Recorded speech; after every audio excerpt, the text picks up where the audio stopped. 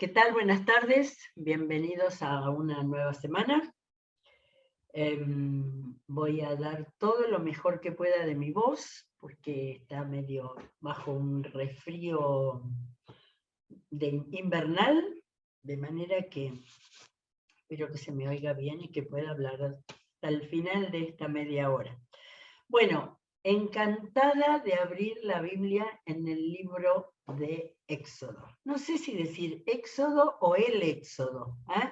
En realidad el libro se llama Éxodo, pero en el título que hemos puesto, ¿no? Pues comienza Éxodo, porque lo que comienza es nuestra lectura de Éxodo. Éxodo está en la Biblia junto con los 66 libros, pero hace mucho tiempo que tenía deseos de ir a Moisés, de ir a lo que fue todo ese comienzo tan importante de la previa, de este pueblo de Israel tan golpeado, y entonces la disposición a comenzar a recorrer el camino hacia la tierra prometida.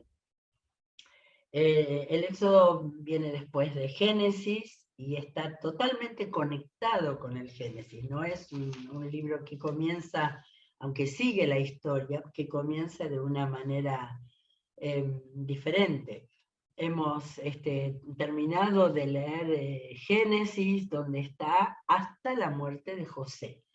Toda la última parte de Génesis es la hambruna que hubo en Egipto y la manera en que la necesidad por el hambre hizo que José recuperara a su familia, que Jacob recuperara a su hijo amado y que tuviéramos ese final tan maravilloso del Génesis, del comienzo, el libro del comienzo, en cuanto a encuentro, reconciliación y perdón.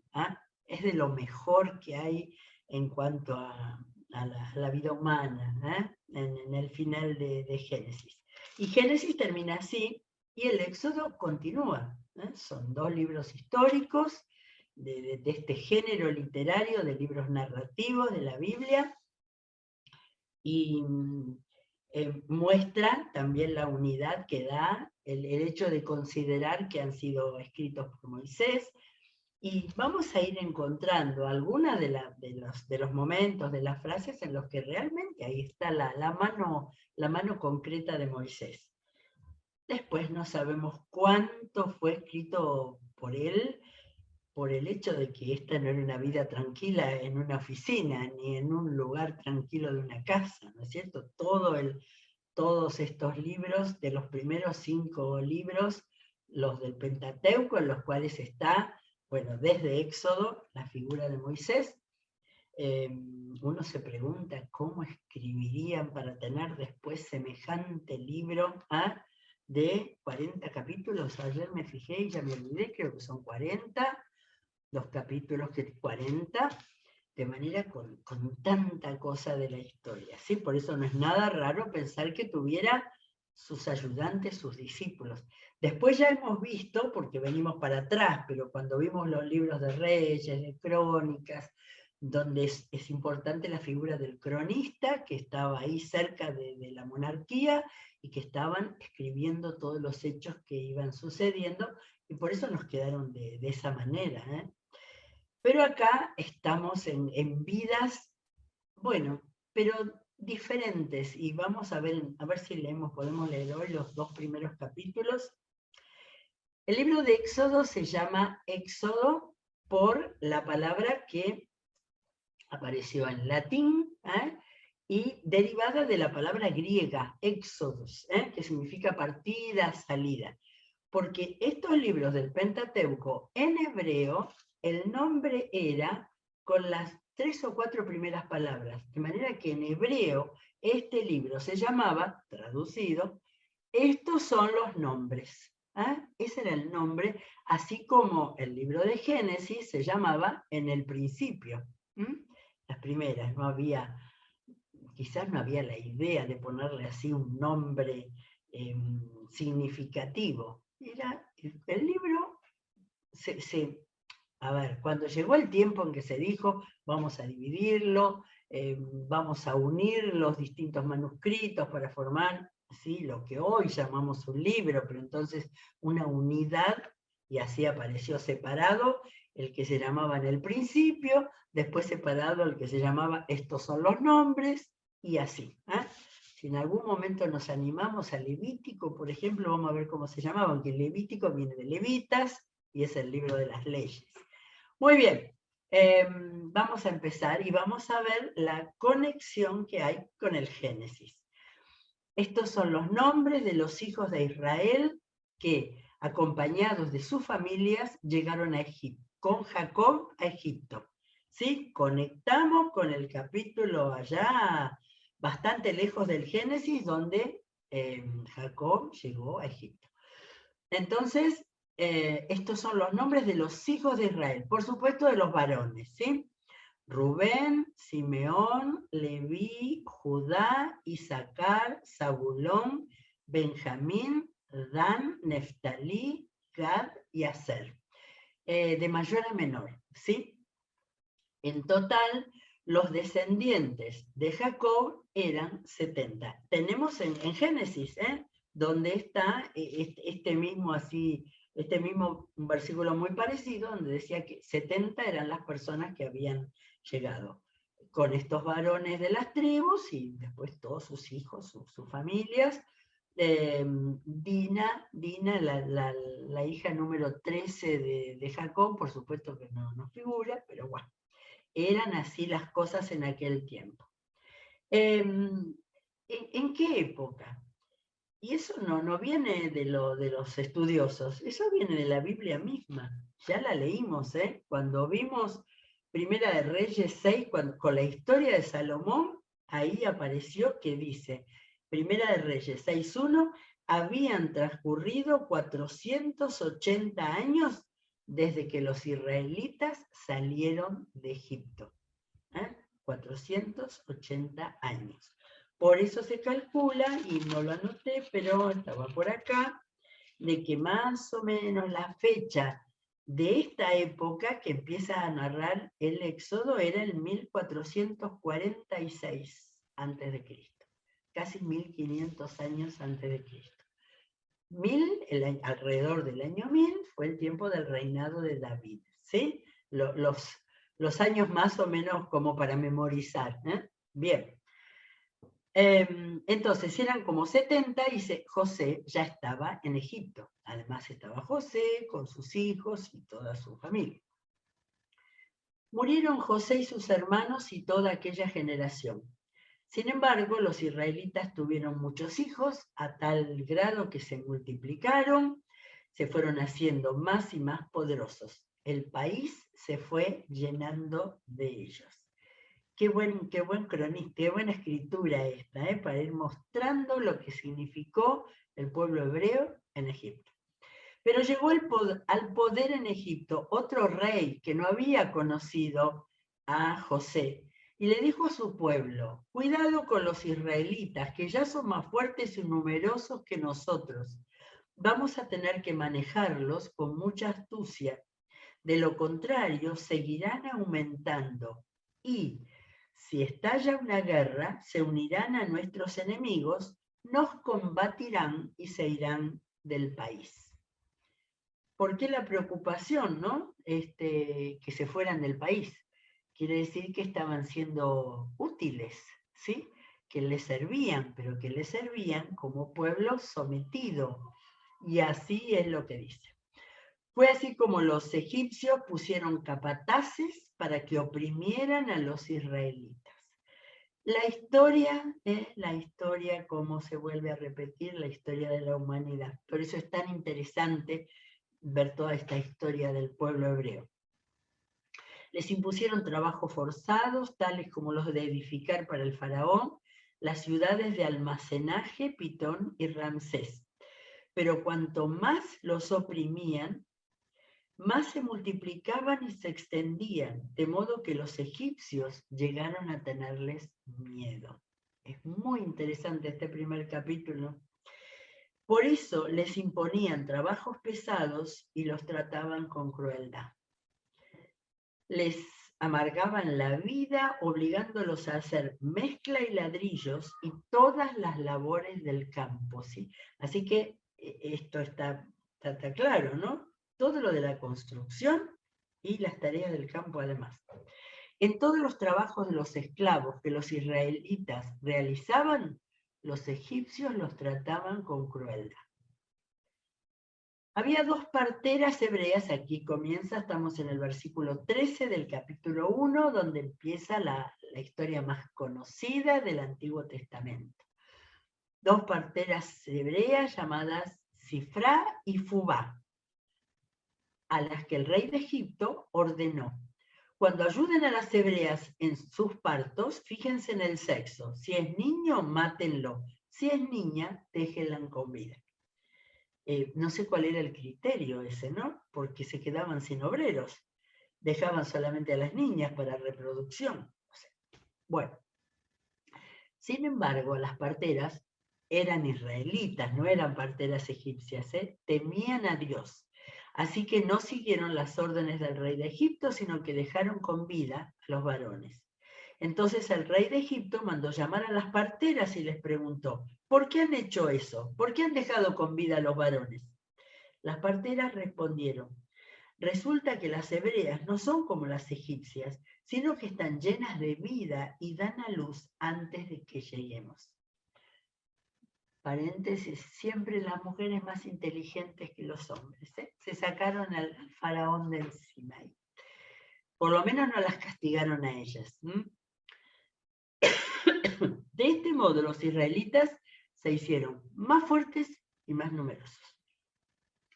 Además, Dios trató muy bien a las parteras y por haberse mostrado temerosas de Dios, les concedió tener muchos hijos, más israelitas.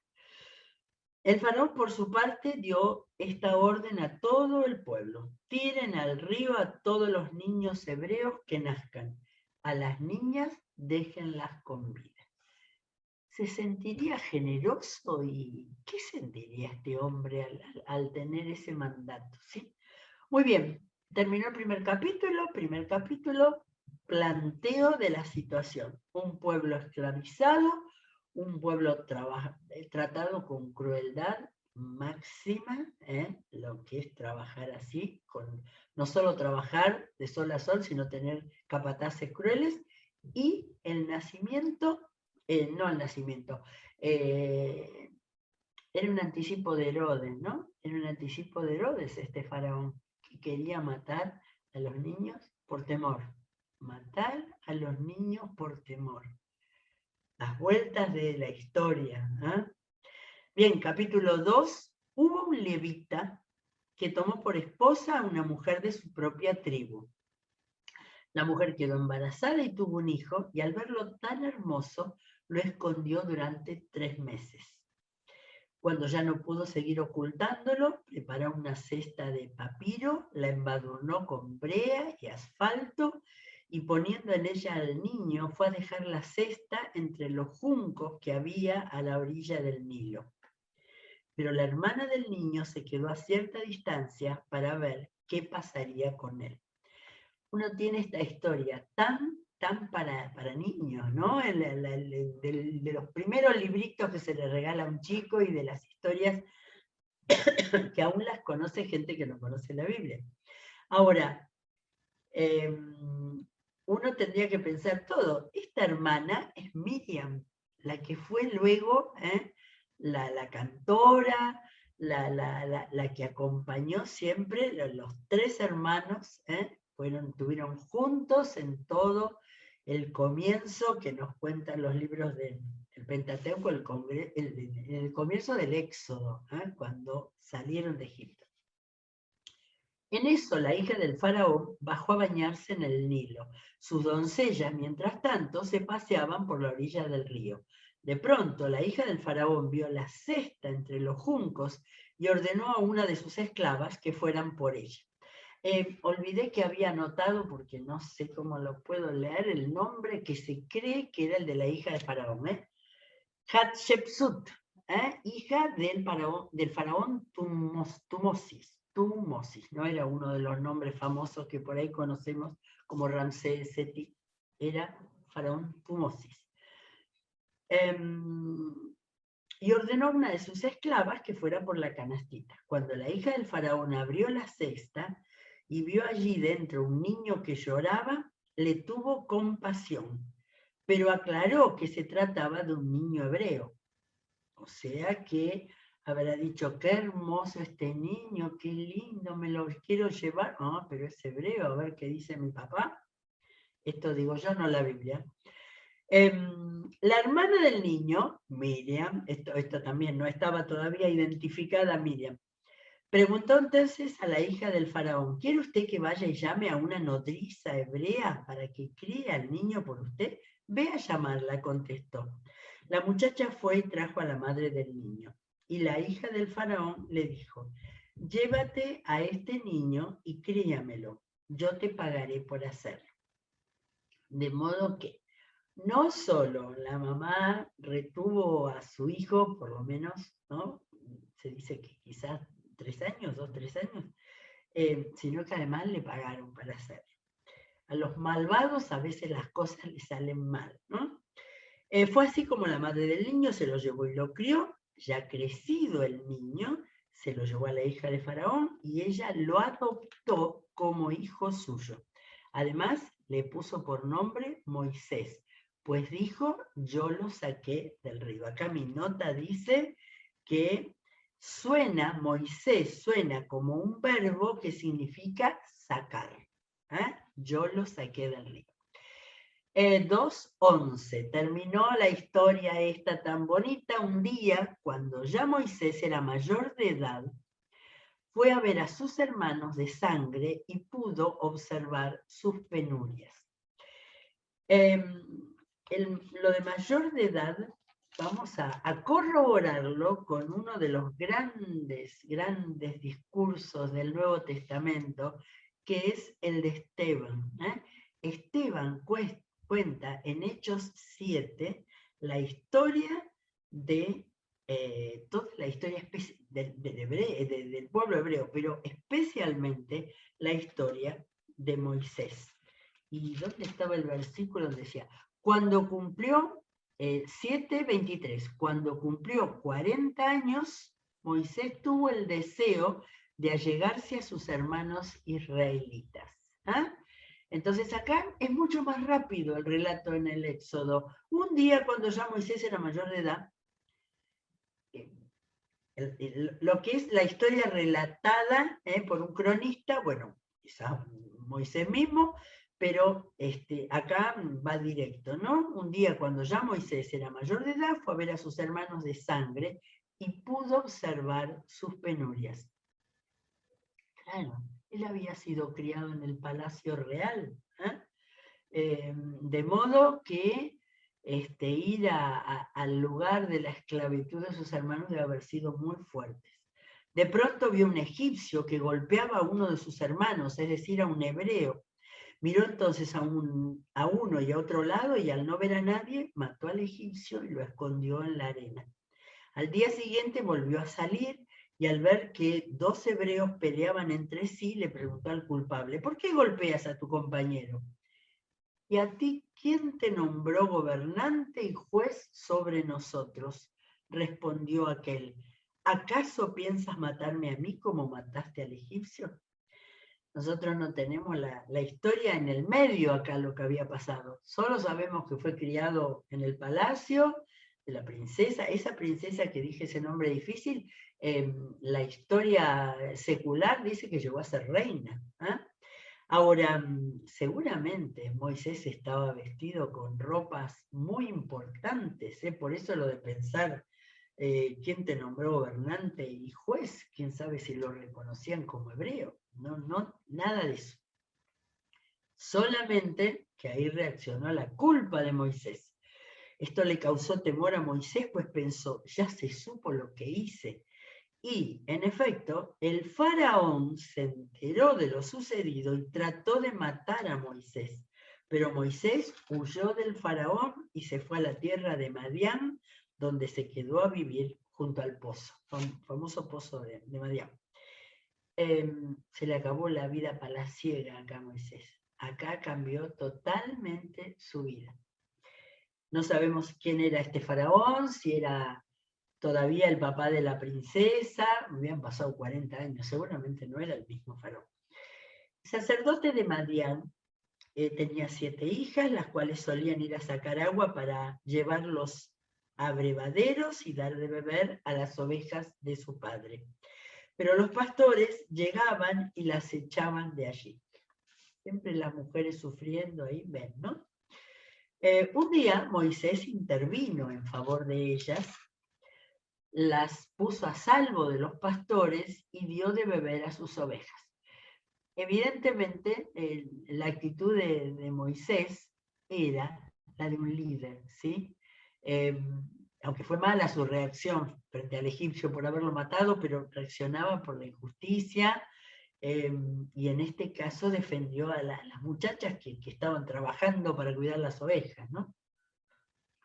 Cuando las muchachas volvieron a la casa de Reuel, su padre, éste les preguntó, ¿por qué volvieron hoy tan temprano?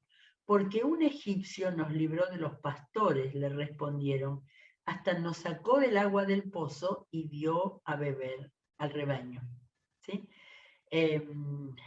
Yo no sé cómo estaba vestido, había pasado mucho tiempo, ¿no? Pero evidentemente todavía su ropa no era la de un esclavo israelita, ya estaba lejos del lugar donde estaban esclavizados los egipcios. Bueno, pero lo ubicaron como egipcio. Nos sacó del agua del pozo y dio de beber al rebaño. ¿Y dónde está ese hombre? Les contestó. ¿Por qué lo dejaron solo? Invítenlo a comer. Moisés convino en quedarse a vivir en casa de aquel hombre, quien le dio por esposa a su hija Séfora. Ella tuvo un hijo y Moisés le puso por nombre Gersón. Gersón, yo estoy diciendo Gersón, Gersón. Pues razonó, soy un extranjero en tierra extraña. Y toda su vida había estado en tierra extraña, ¿no? Era un israelita, había nacido en Egipto, había sido parte de la monarquía como hijo de la princesa, habría sido tratado siempre. Ahora me vuelve a la mente la novela esa famosa de Moisés, donde se pudo visualizar un poco todo eso, ¿no? De lo que significó la formación.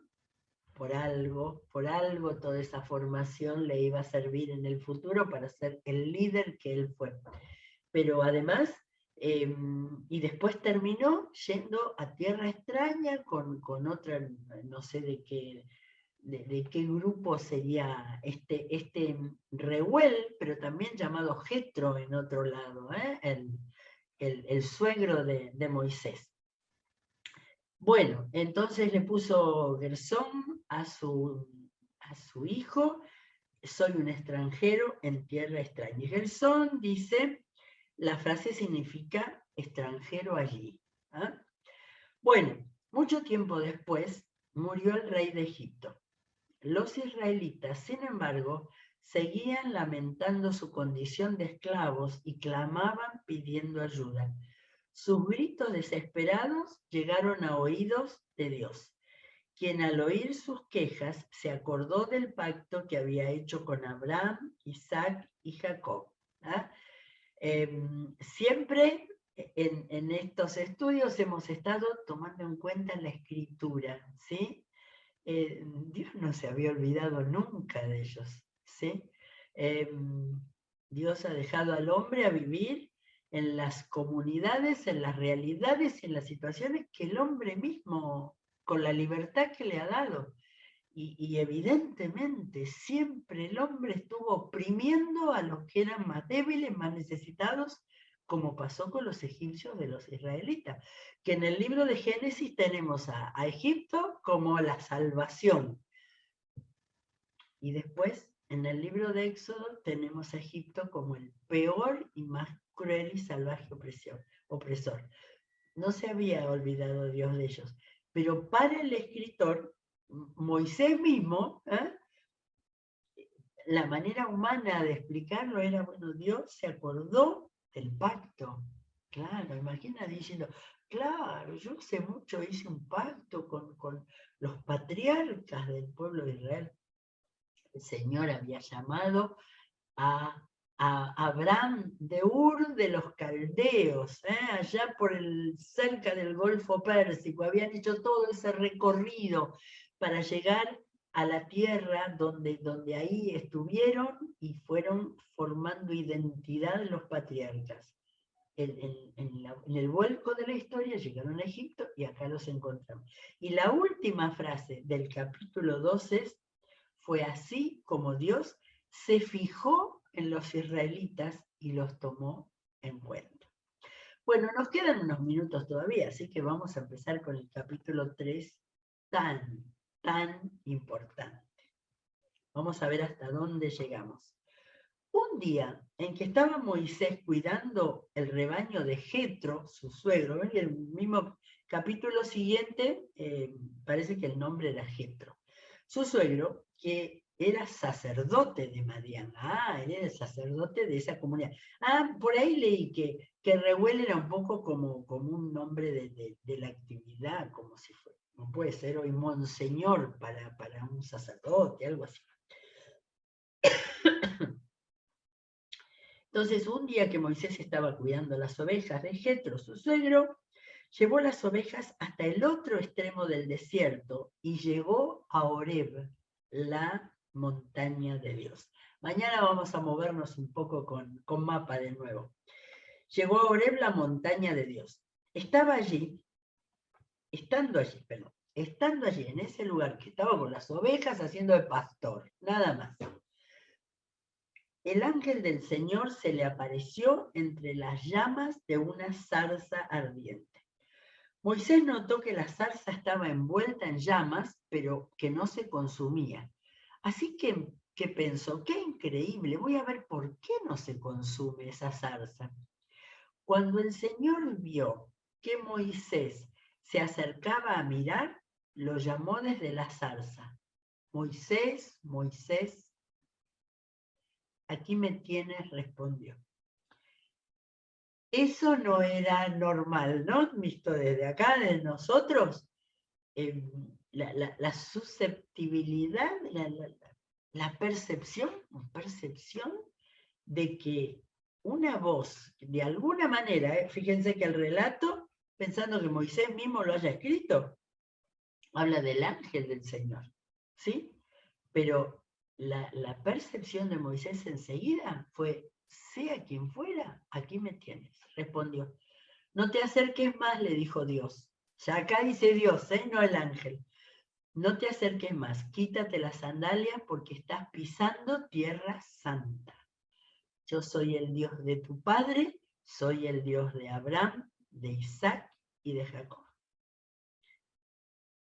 De manera que esta es la primera vez en el libro de Éxodo que tenemos la presentación de la identidad del Señor.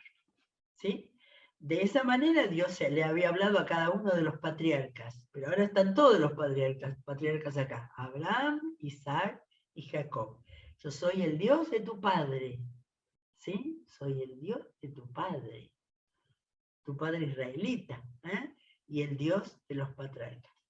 Al oír esto, Moisés se cubrió el rostro, pues tuvo miedo de mirar a Dios. Y nos queda para mañana toda la maravilla de estos primeros capítulos en los cuales Moisés, el cambio de vida que había tenido este hombre que era valioso para Dios. Pero lo más importante que en el capítulo 3 tenemos la primera percepción tan fuerte de la presencia de Dios apareciendo, y ahora Dios empieza a hacerse cargo de la situación de los israelitas. Muy bien, invito a que sigamos leyendo todo lo que podamos ir leyendo de este libro maravilloso para conocer a Dios.